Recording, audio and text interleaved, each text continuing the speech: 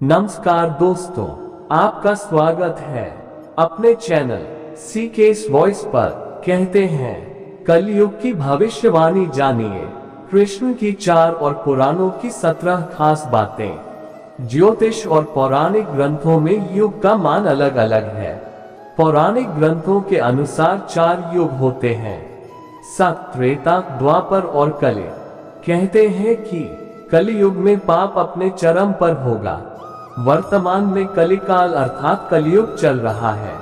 ग्रंथों में इस युग में क्या क्या होगा या घटेगा ये लिखा गया है। ये भी है कि इस युग में जब कहीं भी प्रलय होगा तो सिर्फ हरि कीर्तन ही उसे बचाएगा। आओ जानते हैं कि कलयुग के संबंध में ग्रंथों में क्या लिखा है। आपको इस वीडियो को अंत तक जरूर देखना अति आवश्यक है, वरना आधी अधूरी जानकारी हमेशा ही हानिकारक होती है। ऐसे ही न्यू वीडियो के लिए यदि आपने अपने इस चैनल को सब्सक्राइब नहीं किया है तो जल्दी से सब्सक्राइब कर ले और लाइक शेयर करना ना भूले। राधे राधे। आइए जानते हैं। सतयुग में प्रतीकात्मक तौर पर धर्म के 4 पैर थे। सतयुग में मनुष्य की लंबाई 32 फीट अर्थात लगभग 21 हाथ बताई गई है। इस युग में पाप की मात्रा 0 विश्वा अर्थात 0% होती है। पुण्य की मात्रा 20 विश्वा अर्थात 100% होती है। राजा हरिश्चंद्र हुए थे। हरिश्चंद्र ने सत्य के लिए खुद के परिवार और अंत में खुद का बलिदान भी दे दिया था। त्रेतायुग में धर्म के 3 पैर थे। इस युग में मनुष्य की लंबाई 21 फीट अर्थात लगभग 14 हाथ बताई गई है। इस युग में पाप की मात्रा 5 विश्वा अर्थात 25% होती है और पुण्य की मात्रा 15 विश्वा अर्थात 75% होती है। इस युग में विष्णु का वामन और राम अवतार हुआ था। असुर राज बाली ने 3 पग में धरती दान कर दी, जबकि राक्षस राज रावण से सीता का अपहरण करने के बाद उन्हें छुआ तक नहीं। द्वापर में धर्म के 2 पैर ही रहे। इस युग में मनुष्य की लंबाई 11 फीट अर्थात लगभग 7 हाथ बताई गई है। इस युग में पाप की मात्रा 10 विश्वा अर्थात 50% होती है, जबकि पुण्य की मात्रा 10 विश्वा अर्थात 50% होती है। मतलब ये कि इस युग में आधे मनुष्य पापी और आधे पुण्यात्मा थे। इसी युग में महाभारत का युद्ध हुआ था। ये युद्ध धर्मयुद्ध ही था। कृष्ण ने धर्म की रक्षा की थी। कलियुग द्वापर में 2 पैर और अब कलिकाल में धर्म के पैरों का कोई नामो निशान नहीं है। धर्म अब पंगु बन गया है। इस युग में मनुष्य की औसत लंबाई 5 फीट 5 इंच अर्थात लगभग 3.5 हाथ बताई गई है। इस युग में धर्म का सिर्फ 1/4 अंश ही रह जाता है। इस युग में पाप की मात्रा 15 विश्वा अर्थात 75% होती है, जबकि पुण्य की मात्रा 5 विश्वा अर्थात 25% होती है। लेकिन वर्तमान में देखा जा रहा है कि कलिकाल अपने चरम पर है। ये जो 25% पुण्य की मात्रा बताई गई है, यह अब कहीं भी नजर नहीं आती है। महज 5% ही पुण्य कहीं बचा होगा। अब तो चारों तरफ पाप ही पाप नजर आता है।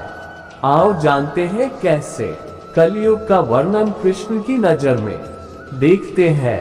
कलियुग का वर्णन करते हुए श्री कृष्ण कहते हैं कि कलियुग में ऐसे लोगों का राज्य होगा जो दोनों ओर से शोषण करेंगे। बोलेंगे कुछ और करेंगे कुछ, मन में कुछ और कर्म में कुछ। ऐसे ही लोगों का राज्य होगा। इसी प्रकार कलियुग में ऐसे लोग रहेंगे जो बड़े ज्ञानी और ध्यानी कहलाएंगे। वे ज्ञान की चर्चा तो करेंगे, लेकिन उनके आचरण राक्षसी होंगे। बड़े पंडित और विद्वान कहलाएंगे, किंतु वे यही देखते रहेंगे कि कौन सा मनुष्य मरे और हमारे नाम से संपत्ति या पद कर जाए। कलियुग का मनुष्य शिशुपाल हो जाएगा। कलियुग में बालकों के लिए ममता के कारण इतना करेगा कि उन्हें अपने विकास का अवसर ही नहीं मिलेगा। मोह माया में ही घर बर्बाद हो जाएगा। किसी का बेटा घर छोड़कर साधु बनेगा तो हजारों व्यक्ति दर्शन करेंगे, किंतु यदि अपना बेटा साधु बनता होगा तो रोएंगे कि मेरे बेटे का क्या होगा। इतनी सारी ममता होगी कि उसे मोह माया और परिवार में ही बांध कर रखेंगे और उसका जीवन वहीं खत्म हो जाएगा। अंत में बेचारा अनाथ होकर मरेगा। कलयुग में धनाढ्य लोग लड़के लड़की के विवाह में, मकान के उत्सव में, छोटे बड़े उत्सवों में तो लाखों रुपए खर्च कर देंगे, परंतु पड़ोस में ही यदि कोई भूखा प्यासा होगा तो यह नहीं देखेंगे कि उसका पेट भरा है या नहीं। उनका अपना ही सगा भूख से मर जाएगा और वे देखते रहेंगे। दूसरी ओर मौज, मदिरा, मांस भक्षण, सुंदरता और व्यसन में पैसे उड़ा देंगे, किंतु किसी के दो आंसू पोंछने में उनकी रुचि न होगी। कलयुग में मानव का मन नीचे गिरेगा, उसका जीवन पतित होगा। ये पतित जीवन धन की शिलाओं से नहीं रुकेगा, न ही सत्ता के वृक्षों से रुकेगा, किंतु हरि नाम के एक छोटे से पौधे से, हरि कीर्तन के एक छोटे से पौधे से मनुष्य जीवन का पतन होना रुक जाएगा। कलयुग का वर्णन पुराणों में लिखा है कि जो व्यक्ति संगठन या समाज वेद विरुद्ध आचरण कर भारत की धार्मिक और सांस्कृतिक एकता को खंडित करेगा, उसका आने वाले समय में समूल नाश हो जाएगा। पुराणकार मानते हैं कि जैसे जैसे कलयुग आगे बढ़ेगा वैसे वैसे भारत की गद्दी पर वेद विरोधी लोगों का शासन होने लगेगा। ये ऐसे लोग होंगे जो जनता से झूठ बोलेंगे और अपने कुतर्कों द्वारा एक दूसरे की आलोचना करेंगे और जिनका कोई धर्म नहीं होगा। ये सभी विधर्मी होंगे। ये सभी मिलकर भारत को तोड़ेंगे और अंततः भारत को एक अराजक भूमि बनाकर छोड़ देंगे। ज्यों ज्यों घोर कलयुग आता जाएगा त्यों त्यों सौराष्ट्र, अवंती, अधीर, शूर, अर्बुद और माल देश के ब्राह्मणगण संस्कार शून्य हो जाएंगे तथा राजा लोग भी शूद्र तुल्य हो जाएंगे। अपनी तुच्छ बुद्धि को ही शाश्वत समझकर कुछ मूर्ख ईश्वर की तथा धर्म ग्रंथों की प्रामाणिकता मानने का दुस्साहस करेंगे। इसका अर्थ है कि उनके पाप जोर मार रहे हैं। जब सभी वेदों को छोड़कर संस्कार शून्य हो जाएंगे तब सिंधु तट, चंद्रभाग का तटवर्ती प्रदेश, कौंतीपुरी और कश्मीर मंडल पर प्राय शूद्रों का संस्कार ब्रह्मतेज से ही नामात्र के द्विजों का और मलेच्छों का राज होगा। सबके सब राजा, राजनेता आचार विचार में मलेच्छ प्राय होंगे। वे सब एक ही समय में भिन्न भिन्न प्रांतों में राज करेंगे। ये सबके सब परले सिरे के झूठे, अधार्मिक और स्वल्प दान करने वाले होंगे। छोटी बातों को लेकर ही ये क्रोध के मारे आग बबूला हो जाएंगे। ये दुष्ट लोग स्त्री, बच्चों, गौ और ब्राह्मणों को मारने में भी नहीं हिचकेंगे। दूसरे की स्त्री और धन हथिया लेने में ये सदा उत्सुक रहेंगे। न तो इन्हें बढ़ते देर लगेगी और न घटते। इनकी शक्ति और आयु थोड़ी होगी। राजा के वेश में ये मलेच्छ ही होंगे। वे लूट खसोट कर अपनी प्रजा का खून चूसेंगे। जब ऐसा शासन होगा तो देश की प्रजा में भी वैसा ही स्वभाव, आचरण, भाषण की वृद्धि हो जाएगी। राजा लोग तो उनका शोषण करेंगे ही, आपस में वे भी एक दूसरे को उत्पीड़ित करेंगे और अंततः सबके सब नष्ट हो जाएंगे। भविष्योत्तर पुराण अनुसार ब्रह्मा जी ने कहा, हे नारद, भयंकर कलियुग के आने पर मनुष्य का आचरण दुष्ट हो जाएगा और योगी भी दुष्ट चित्त वाले होंगे। संसार में परस्पर विरोध फैल जाएगा। द्विज, ब्राह्मण, क्षत्रिय, वैश्य दुष्ट कर्म करने वाले होंगे और विशेषकर राजाओं में चरित्रहीनता आ जाएगी। देश देश और गांव गांव में कष्ट बढ़ जाएंगे। संत जन दुखी होंगे। अपने धर्म को छोड़कर लोग दूसरे धर्म का आश्रय लेंगे। देवताओं का देवत्व भी नष्ट हो जाएगा और उनका आशीर्वाद भी नहीं रहेगा। मनुष्यों की बुद्धि धर्म से विपरीत हो जाएगी और पृथ्वी पर मलेच्छों के राज्य का विस्तार हो जाएगा। महर्षि व्यास जी के अनुसार कलयुग में मनुष्यों में वर्ण और आश्रम संबंधी प्रवृत्ति नहीं होगी। वेदों का पालन कोई नहीं करेगा। कलयुग में विवाह को धर्म नहीं माना जाएगा। शिष्य गुरु के अधीन नहीं रहेंगे। पुत्र भी अपने धर्म का पालन नहीं करेंगे। कोई किसी कुल में पैदा ही क्यों ना हुआ, जो बलवान होगा वही कलयुग में सबका स्वामी होगा। सभी वर्णों के लोग कन्या बेचकर निर्वाह करेंगे। कलयुग में जो भी किसी का वचन होगा वही शास्त्र माना जाएगा। कलयुग में थोड़े से धन से मनुष्यों में बड़ा घमंड होगा। स्त्रियों को अपने केशों पर ही रूपवती होने का गर्व होगा। कलयुग में स्त्रियां धनहीन पति को त्याग देंगी। उस समय धनवान पुरुष ही स्त्रियों का स्वामी होगा। जो अधिक देगा उसे ही मनुष्य अपना स्वामी मानेंगे। उस समय लोग प्रभुता के ही कारण संबंध रखेंगे। द्रव्य राशि घर बनाने में ही समाप्त हो जाएगी। इससे दान पुण्य के काम नहीं होंगे और बुद्धि धन के संग्रह में ही लगी रहेगी। सारा धन उपभोग में ही समाप्त हो जाएगा। कलयुग की स्त्रियां अपनी इच्छा के अनुसार आचरण करेगी। हाव भाव विलास में ही उनका मन लगा रहेगा। अन्याय से धन पैदा करने वाले पुरुषों में उनकी आसक्ति होगी।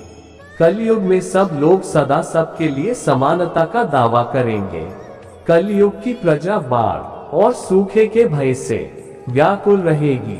सबके नेत्र आकाश की ओर लगे रहेंगे।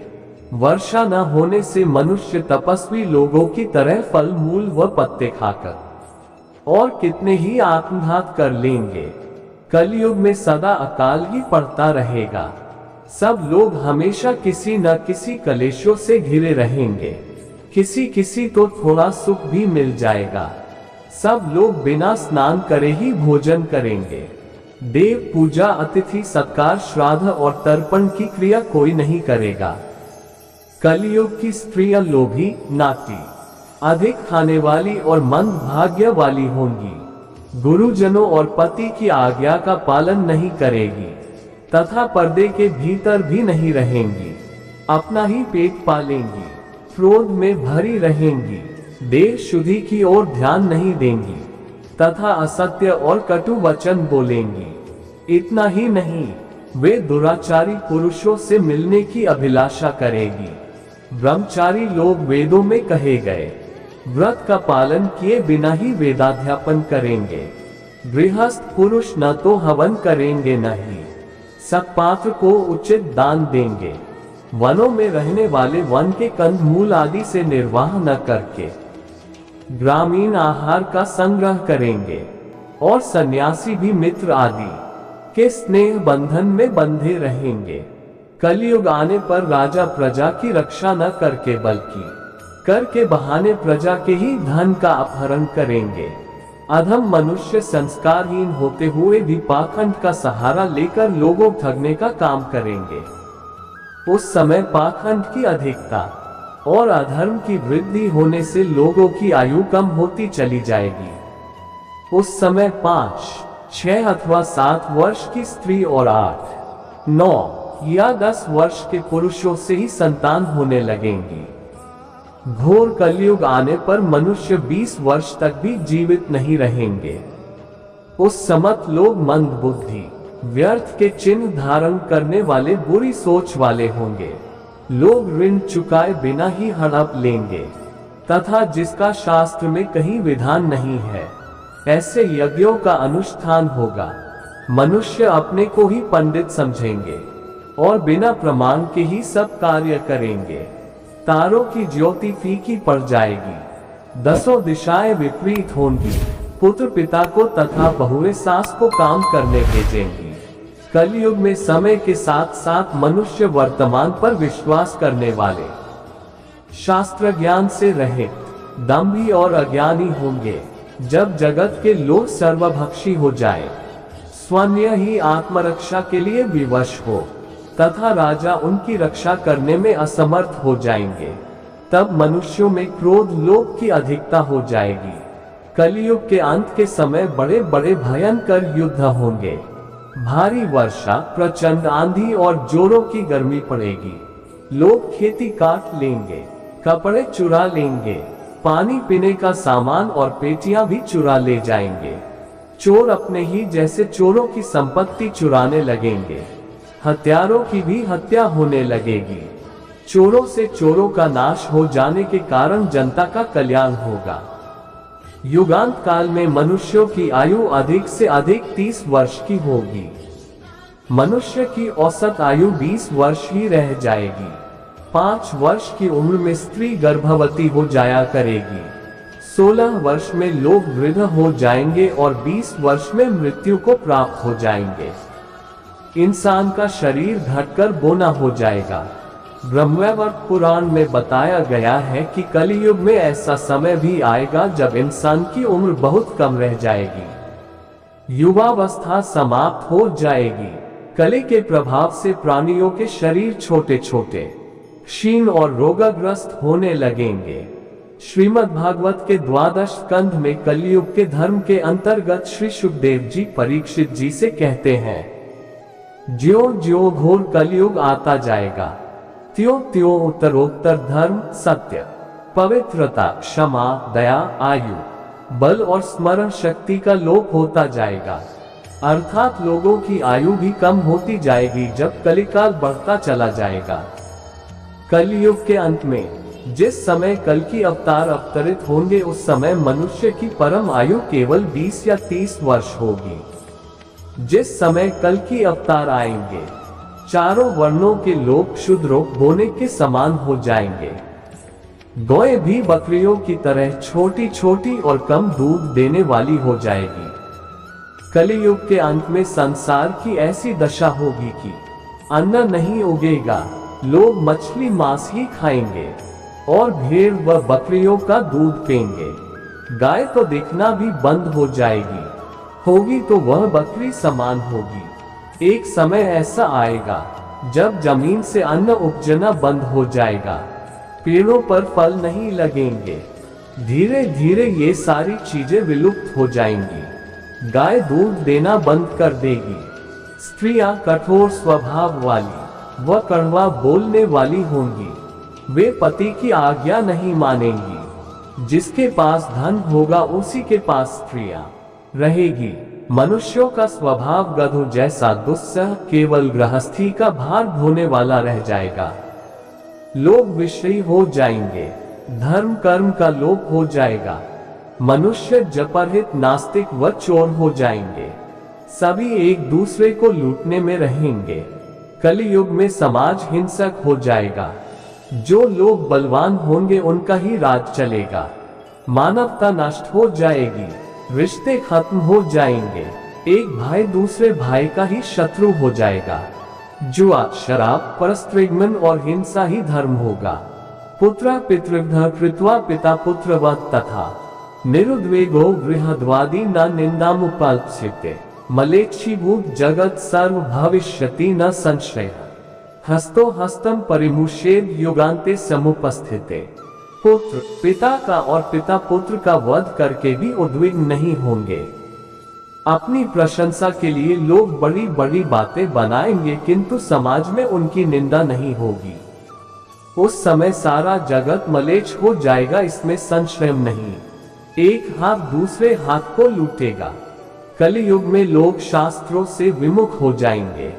अनैतिक साहित्य ही लोगों की पसंद हो जाएगा। बुरी बातें और बुरे शब्दों का ही व्यवहार किया जाएगा। स्त्री और पुरुष दोनों ही अधर्मी हो जाएंगी। स्त्रियां पतिव्रत धर्म का पालन करना बंद कर देगी और पुरुष भी ऐसा ही करेंगे।